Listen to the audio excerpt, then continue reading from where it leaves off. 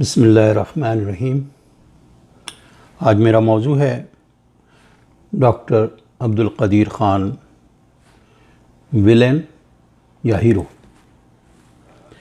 9/11 के बाद से जिस तरह से नारवा सलूक उनके साथ हुक्मरान और सियासती इदारों ने किया और अज़ियत दिया, वो उसको सामने रखते हुए मुझे महसूस होता है कि उनको किस कैटेगरी में लिया जाएगा पाकिस्तान की तारीख़ में, हीरो में या विलन में।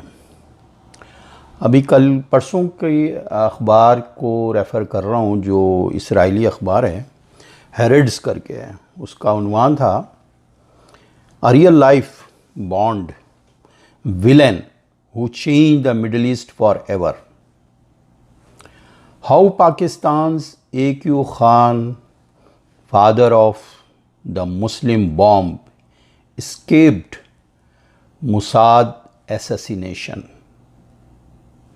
यानी एक तरफ वो उनके लिए विलन और दूसरी तरफ वो ये कहते हैं कि वो उनकी जो जासूसी का इदारा है मोसाद, जो सबसे पावरफुल है दुनिया का, उसके कत्ल से कैसे बच गया। ये उनके परसों के अखबार में, हेरेड्स में। तो एक तरफ वो बेचारे हर वक्त वो अब्दुल क़दीर ख़ान उनके निशाने पे भी थे और दूसरी तरफ हमारे जो हुक्मरान हैं उनकी अज़ियत, और उन्होंने जो उनको क़ैद तन्हाई में डाला हुआ था, जो हाउस अरेस्ट किया हुआ था, और जो कि वो अपने टाइम टू टाइम वो उन्होंने अपने मज़ामीन में लिखते गए हैं। और साथ साथ उनकी हर्ज़ सराई करना, तज़लील करना, उनको यानी हाथ जुड़वाया कौम के सामने, यानी दो बड़ा एहसान किया। एक तरफ तो उन्होंने 22 करोड़ आबादी को तहफ़्फ़ुज़ दिया और डिफ़ेंस रियासती इदारों को, जो डिफ़ेंस के इदारे हैं, उनको फ़ारिग भी रखा कि वो ज़्यादा सियासी दाव पेच में भी लगे रहें। तो इस तरह उनकी तज़लील हुई। और साथ साथ यही नहीं बल्कि मीडिया के लिफाफा जर्नलिस्ट, और जिसे कहते हैं गटर जर्नलिज़म जिसे कहते हैं, और फिर एंकर पर्सन्स, उन्होंने किस किस तरह से उनकी तज़लील की। और जबकि अगर हमने 9/11 के बाद से उनके जितने मज़ामीन आते थे जंग में, वो बड़े गौर से मैं पढ़ता था और उसकी कटिंग मैंने अभी तक रखी हुई है। उर्दू अदब का बड़ा ज़ौक़ रखते थे, इल्म के शहंशाह थे, फ़लसफ़ा, इस्लामी तारीख़, कुरान फ़हमी, कॉलम नवीस, जो इतने ज़बरदस्त कॉलम नवीस थे, अच्छे अच्छे लिखारी भी नहीं लिख सकते हैं, और उनका कॉलम आता था सहर होने तक। उसी पे उन्होंने अपने साथ जो भी कुछ हुआ उसको अपने ही शेर में उन्होंने कहा, गुज़र तो खैर गई है तेरी हयात क़दीर, सितम ज़रीफ़ मगर कूफियों में गुज़री है। हज़रत अली करमल्लाहु वजहू ने जैसे कि कहा कि जब तुम किसी पे एहसान करो तो उसके शर से बचो, और यही कुछ हज़रत अब्दुल क़दीर ख़ान के साथ हुआ कि हमारे दिफ़ाई इदारे के जनरल परवेज़ मुशर्रफ साहब ने तो उसको हवाले कर देना था, वो तो ज़फ़रुल्लाह ख़ान जमाली ने इनकार कर दिया और फिर रिज़ाइन किया। ये ख़ुद उनकी तहरीर है डॉक्टर अब्दुल क़दीर ख़ान की, जो उन्होंने लिखी है। मैं अपनी तरफ से कोई बात नहीं कह रहा हूँ। और फिर उनके साथ जो हुआ, वो जो टॉर्चर, मेंटल टॉर्चर उनको हुआ, आए दिन बेचारे वो आगा खान हॉस्पिटल में रहते थे, अपने भाई के जनाजे तक पे नहीं आ सके। और उस पर आप देखें कि हमारे जो जिसे कहते हैं गटर जर्नलिज़म, और जो हसन निसार जैसे जाली दानिश्वर फरमाते हैं एक प्रोग्राम में जिसमें मुबश्शिर लकमान और वो दोनों होते हैं, और उनको चोर के लफ्ज़ से इस्तेमाल करते हैं। और आज आप देखिएगा तो सारी मुनाफ़क़त की इंतहा कि किस तरह से वो उसको रिवर्स करेंगे। इसी तरह परवेज़ मुशर्रफ होते हैं एक प्रोग्राम में नईम बुखारी के साथ, वो भी यही कुछ कहते हैं। हारून रशीद, उनको कहते हैं गैर ज़िम्मेदार यानी पूरी दुनिया इस्लाम का वाहिद न्यूक्लियर साइंटिस्ट जिसने डेटरेंस यहाँ बना के दिया, वो एक गैर ज़िम्मेदार आदमी था। देखें इनकी चिकनी चिपड़ी बातें होती हैं, यही लोग हैं ये सारे। ये सिर्फ एक परवेज़ मुशर्रफ तो एक सिंबल हम कह सकते हैं। आगे जाके आप देखें कि फवाद चौधरी साहब, उन्होंने अभी अपना ट्वीट जो उन्होंने ट्वीट किया था वो उन्होंने अभी डिलीट कर दिया। उन्होंने क्या क्या उनके ऊपर निश्तर चलाए हैं। इसी तरह आप देखें मुशर्रफ साहब ने ख़ुद in the line of fire जो किताब लिखी है, वो कहते हैं बड़े फ़ख्रिया तौर पर कि हमने डॉलर के अगेंस्ट में लोगों को हवाले किया है अमेरिका के। तो हमारी तारीख़, रियासती इदारों की तारीख़ एक मीर जाफ़र की तारीख़ रही है, और यही कुछ क़ायद-ए-आज़म मोहम्मद अली जिन्ना, फ़ातिमा जिन्ना के साथ, और जो कि उनकी मौत एक मिस्ट्री है।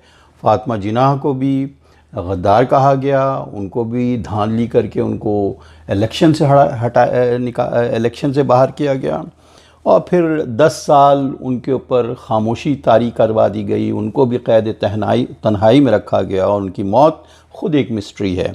और अब अब्दुल क़दीर ख़ान के साथ ऐसा ही हुआ। और उनकी, मुझे तो हैरत है कि हम ये समझ रहे थे कि शायद ये जो शेर है कि अहमद नदीम कासमी का, जो मैंने पहले भी कोट किया था, उम्र भर संग जनी करते रहले वतन, ये अलग बात है कि दफनाएंगे एजाज़ के साथ, लेकिन अफसोस की बात है कि एजाज़ के साथ दफनाए भी नहीं गए हैं। हम तो समझ रहे थे कि ये कम से कम होगा। उसमें ना प्राइम मिनिस्टर इमरान खान आए, ना चीफ मिनिस्टर्स आए, ना सेनेट के चेयरमैन आए, और इस तरह आप ले लें कि ये सारे बड़े बड़े लोग काबीना के, इसके कोई नहीं आया। आखिर ये किसको खुश कर रहे थे सब, ये बड़ा सवाल है। अब आप इसी पे देखिए कि मुसलमान साइंसदान डॉक्टर अब्दुल सलाम को किस एजाज़ के साथ मोदी ने उनके आखिरी रसूमात किए हैं, वो सभी ने सोशल मीडिया पे देखा होगा। और हमने क्या किया इनके साथ। मौलाना अबुल कलाम आज़ाद का एक आखिरी वफ़ात के वक्त में जो उनके आखिरी रसूमात हुई हैं,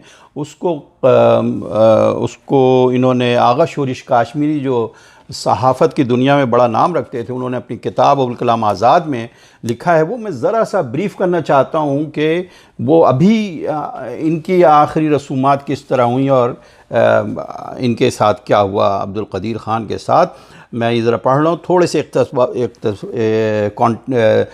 इक़्तिबासात हैं। 19 फरवरी 1958 को ऑल इंडिया रेडियो ने ख़बर दी कि मौलाना आज़ाद अलील हो गए हैं ऐसे बीमार होने पे।